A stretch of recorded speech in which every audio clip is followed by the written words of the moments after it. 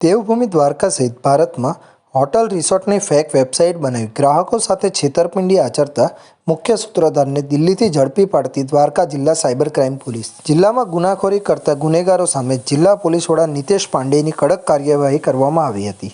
જેમાં દિલ્હીના 21 વર્ષીય રોનિત અજીત કુમાર સિંઘ નામના શખ્સ દ્વારા 30 જેટલી અલગ અલગ હોટલના રિસોર્ટની ફેક વેબસાઇટ તેમજ 40 જેટલી ગૂગલ એડ્સ બનાવી યાત્રિકો સાથે છેતરપિંડી આચરતો હોવાનું સામે આવ્યું હતું.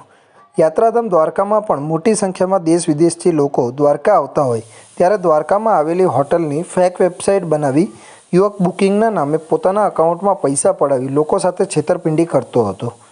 દ્વારકાની જંજીર હોટલમાં રૂમ બુક કરવા માંગતા ટુરિસ્ટને ફેક વેબસાઇટની માધ્યમથી પોતાના અકાઉન્ટમાં પૈસા પડાવી છેતરપિંડી કરતા સમગ્ર મામલો સામે આવ્યો હતો. જેમાં વેબસાઇટનું કામ આપનાર વ્યક્તિ પાસેથી એક વેબસાઇટના 6 થી 7 હજાર રૂપિયા ઓનલાઈન લેતો હતો. આરોપીએ અત્યાર સુધી 40 જેટલી ફેક ગૂગલ એડ્સ પણ બનાવી હોવાની કબૂલાત કરી હતી. દ્વારકા જિલ્લા સાયબર ક્રાઇમ દ્વારા યુવકની ધરપકડ કરી આગળની કાર્યવાહી હાથ ધરવામાં આવી હતી. બ્યુરો રિપોર્ટ, તન્ના સમાચાર, દેવભૂમિ દ્વારકા.